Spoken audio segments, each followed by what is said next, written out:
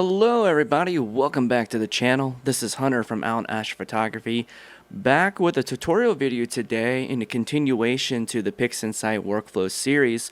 Today's topic, we are going to be going over reflection nebula processing, and a great target we're going to be using is something that I shot about a month ago in the constellation of Scorpius, and it is of course the all-time favorite Rho of Fukiyuki. Reason I chose this target because it has pretty much everything you can think of in a nebula.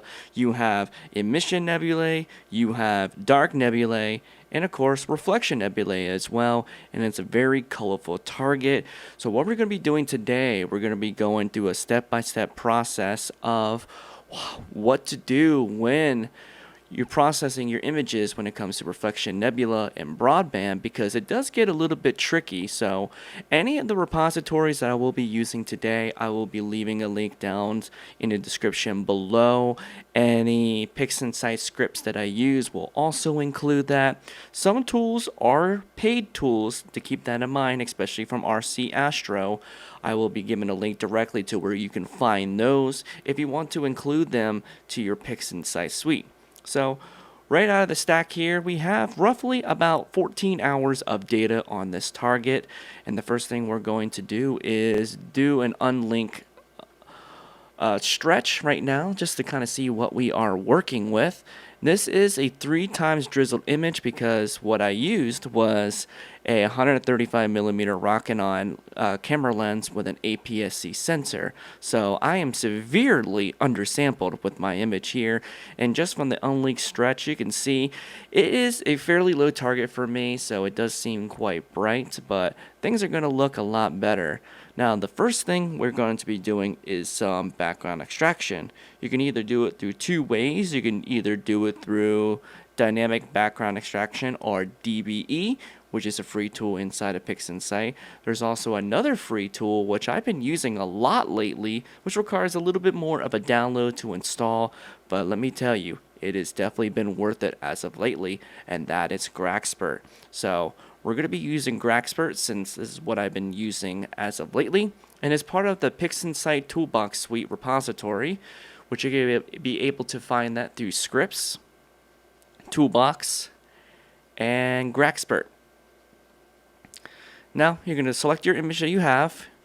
You usually have a correction, a subtraction, smoothing factor. You can change it however you like. When I'm seeing a lot more vignetting and some gradients in my image, I like to tone this smoothing factor down to about a 0.45. We're going to go ahead and replace the target view. We'll go ahead and hit that check mark button and let that run. It may take a little longer just depending on the size of your image, but when that completes, we'll be right back.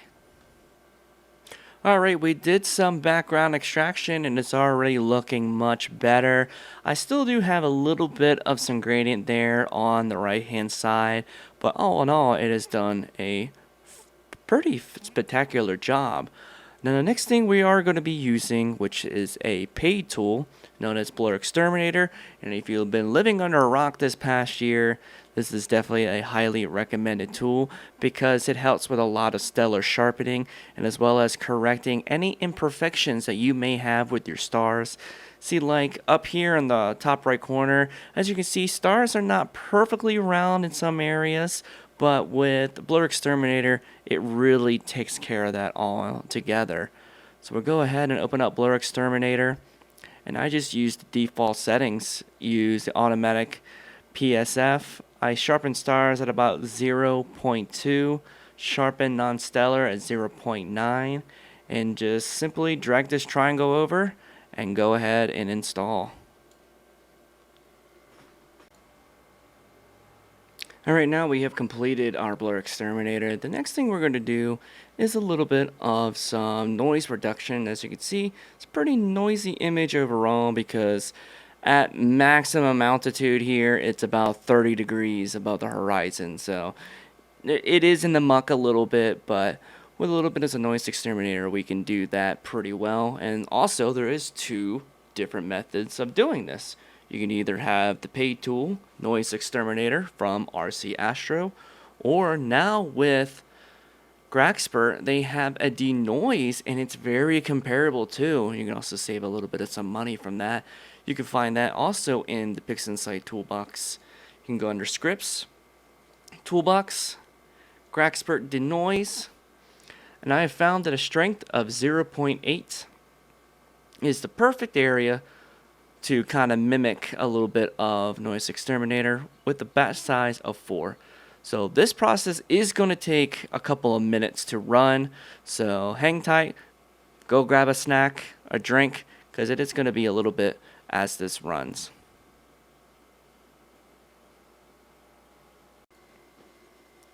Now that the Grexpert denoise has completed, now we get into the real fun stuff when we start to stretch our image, and luckily enough, we'll be able to use already made tools from Bill Blanchard. Has some nice stretching tools, but before we actually get to stretch our image, we need to go ahead and color calibrate. Now if you have it set up correctly for SPCC or spectrophotometric color calibration, you can go ahead and use that.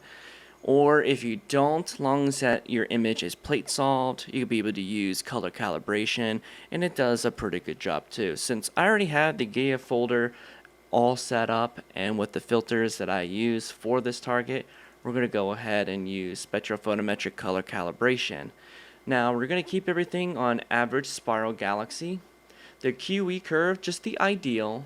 Now the filter I use is the Optilong L Quad Enhance, which I have made in here. Optilong L Quad Enhance R for red. Do the same thing for green and for blue. Now I do have a tutorial on how to add these filters to your SPCC, so you can have it for your Pixinsight as well. I'll leave a link to that for that video, so you can go ahead and watch it to help it install for your own self. So let's go ahead and color calibrate our image now. It will run through a couple of cycles here throughout the database, so I make sure it picks out the right stars to assign the correct colors to it. And this process will also take about a minute or two. Alright, now our image has been color calibrated. You can see from the white balance function, we're right along that line where we need to be, even though our image looks kind of weird. So we're going to go ahead and clear out that auto STF. And now we're going to use one of Bill Blanchard's stretching scripts, which is the Link Stretch version 6. I'll provide that down below. And all you're going to do is just drag and drop it over, and we'll go ahead and permanently stretch our image to something that looks pretty decent already from the start. And there we go, we have our stretched image. I'm also going to run a resample to get this down to a smaller resolution, because with the 3x drizzle, this is a huge file to work with, and depending on even the strongest of computers, it does struggle a little bit with the processes. So we're going to go ahead and get this down to where it would normally be for my camera. So we're going to reduce this down about 33%, which is roughly about 1/3. Go ahead and let that run. And there we go. So now we can work with a little bit of some colors. So now we have stretched our image. Still a long way to go to really start brightening up these regions here, but we're gonna take care of the stars first to get them out of the picture so we can start working on a lot of the nebulosity. Now you can do that either two ways. You can do that through the free way of StarNet 2, but I definitely recommend Star Exterminator because it's just so much easier to work with, and it's a lot faster too.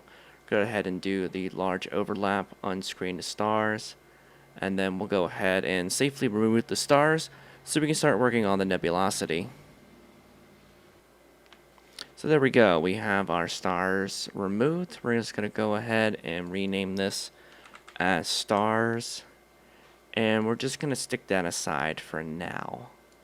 So now we are left with a lot of nebulosity, some dark nebula aspects. We have the emission nebula, which is this orangish color from the bright star Antares. You have hydrogen alpha and these reds. The blues there is your reflection nebula.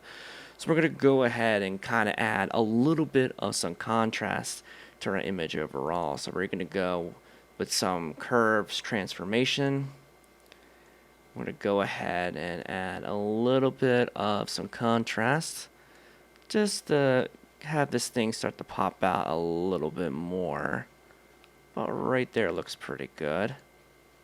Go ahead and run that. Now the next thing I like to use is something called dark structures, which really brings out a lot of the dark nebulae and really make it pop out from the background, which you can find that through scripts, utilities, and dark structure enhance. Now I just kind of leave it at the default settings, but you can also increase the amount that you want, which I'm going to have it be a little bit more prominent. We're going to put it at 0.5 with one iteration. I'm going to go ahead and run that. And you're going to see a difference, especially here in the center, of that dark nebulae kind of popping out a little bit more. There you go. As you can see, that is a nice difference here. If I go back and go again, it just enhances it and makes it nice and pretty. So now the next thing we're going to work on still is a little bit of the overall background. I can see a little bit of some green that shouldn't be there. So we're going to go ahead and use a range mask. So we can go ahead and mask off the main nebulae regions so we can work on a little bit of the background. I'm going to go ahead and do a real-time preview. Adjust it to wherever you like. Some fuzziness. We'll get it worked in right there. Add a little bit of some smoothness. And then we're going to go ahead and invert the mask from there so we can work on the background. Let's go ahead and minimize that and stick it off to the side. Go ahead and hide your mask so you know what you're working with. And then we're going to open up the curves transformation yet again. And we're just going to bring down a little bit of the overall curves. Little by little, you want to do this. You don't want to go too extreme, because if not, it starts to make things a little bit wonky. Well, right there should be good. And then what I like to do too is to run a little bit of some SCNR, because I am seeing some green in the background, which you don't really want that. So there we go. That looks much better then. So now let's go ahead and work on the overall coloring of the nebulosity, especially in these reds and these blues. So one of the best and easy tools I like to use for color mask is also from Bill Blanchard that you can get absolutely free through a repository. And you can find that under Scripts, Utilities, Color Mask Mod. So what this does, it brings out an image and a color wheel, which you can go ahead and set a range of colors in the color wheel to what you want to have for your color mask. And you can zoom in here too to these areas, so you can click on the image and it actually shows you right on the color wheel where those colors are located. So I got some oranges there, I got some reds, so we're going to do a range something like there, so we can tackle the reds and the oranges. I like to have my mask blur about 6. Go ahead and hit OK. And let that run, and it will create a mask for you of those areas, like so. Go ahead and bring that over to put that mask on. Reopen the curves transformation, and we start bringing up some saturation. I like to do it in increments so you're not overwhelming it to whatever your liking is. You can also do the individual colors, like if you want to add a little bit more red and take out some greens, so you can kind of make it, you know, as natural as you could do.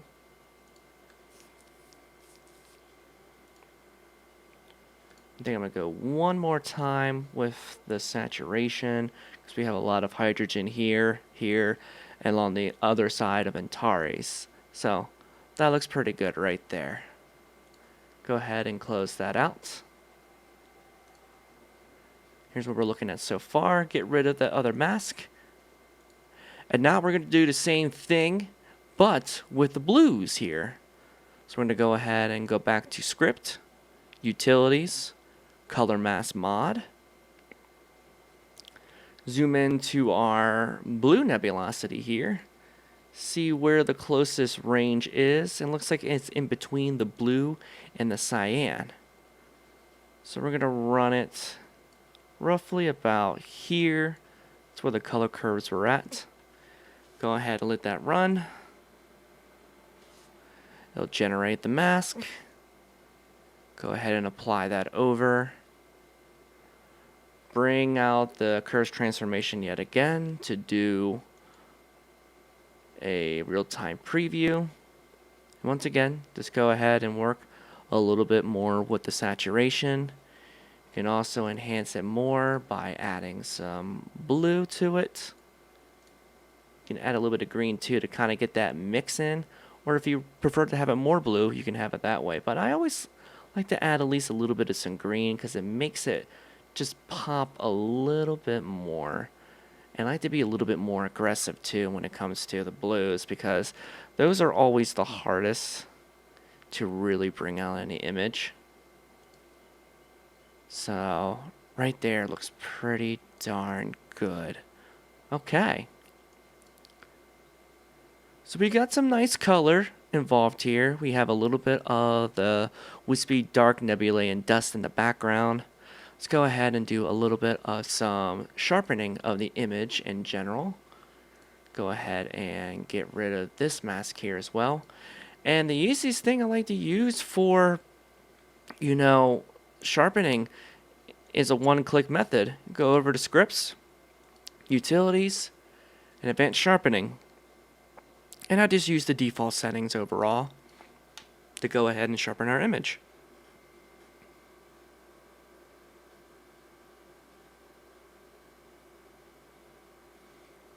I run about 4 different layers of sharpening in general, and already that is looking very, very nice. Got some color there from the reflection nebula. Near the center we have the emission nebulae. On this side, hydrogen alpha over towards this way. We have a little bit of some reflection nebula as well towards the top left corner, which is also associated with the blue horsehead nebula. So all in all, this is looking pretty darn good. So now let's work on our stars in general after we replace this as starless. So let's go ahead and open up our stars. And the only thing we're really going to do is take out any green that doesn't exist in stars. And the easiest way to do that too, which I've had some questions about why I run SCNR twice, one regularly on the background image and then I invert the image and run it again. Reason being because of the outside hue, there's still some green left over. If you happen to notice, if you do that, run SCNR and then invert the image, you'll still notice green around the outside hue of the stars, so it makes sure you get all of it. But also another method that is just a one and click and it does it right for you. If you go to Scripts, Utilities, and correct magenta stars, it will also do the same exact thing. Boom, and you're done. So now we have our stars image, we have our starless image.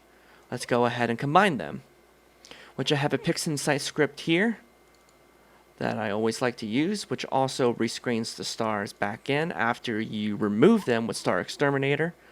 So you use this Pixinsight script here, which I'll provide down in the description. You go ahead and create a new image. You go ahead and run that. So there we go. That is already looking pretty good. Now I am going to crop it a little bit on this side here because of the weird gradient that I'm seeing. So with just a simple dynamic crop, we're just going to go ahead and frame our image up so it doesn't include that, but still make Rho of Fukiuki the star of the image. So do something like that. And that looks pretty darn good right there.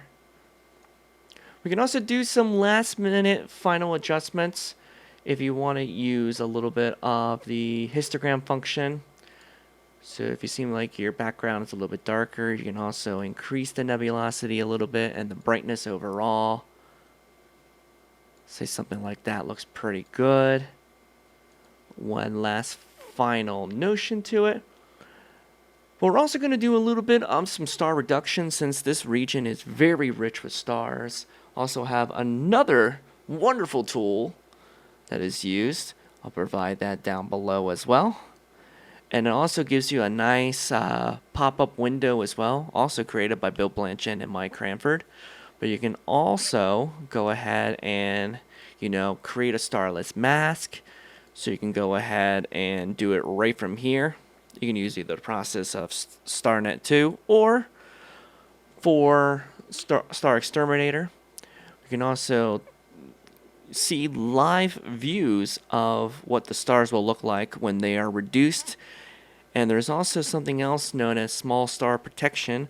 So if you find an image that it kind of looks weird, that it looks very less starless at all.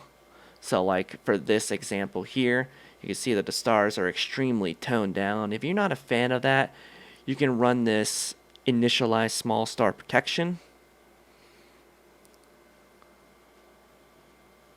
And you see, you have all those little stars are unbothered, which is good, especially since we have Messier 4 here to work with. But you can also increase the iterations of the stars in general. You just have to be careful that you're not clipping them too much, especially with this bright star here, Ventaris. And this looks good right here. So go ahead and hit the check mark. It will run through the course. And then right here, you have your final image of the row of Fukiyuki. So I hope this tutorial made things much easier for everybody who has a little bit of some hard time with using broadband processing, which some have definitely bigger problems, especially if they're in more light polluted areas. So I hope these tools and tips will help you out to make your reflection nebula shine just like the night skies. Thank you everyone for watching. Make sure to like, comment, and subscribe. It really helps the channel out. If you're looking to buy any products, I do have affiliate links down below. It's completely free to you, but it just helps me out personally when you're in the market for buying stuff. I just get a little bit of an incentive. Also, we're getting still very close to 1,000 subscribers to the channel. We're almost close to monetizing the channel, which is some really good news because definitely in this hobby, you know very well, it is a very expensive. So thank you all for another series of the Pixinsight workflow. Have a great day, and I'll see you in the next video.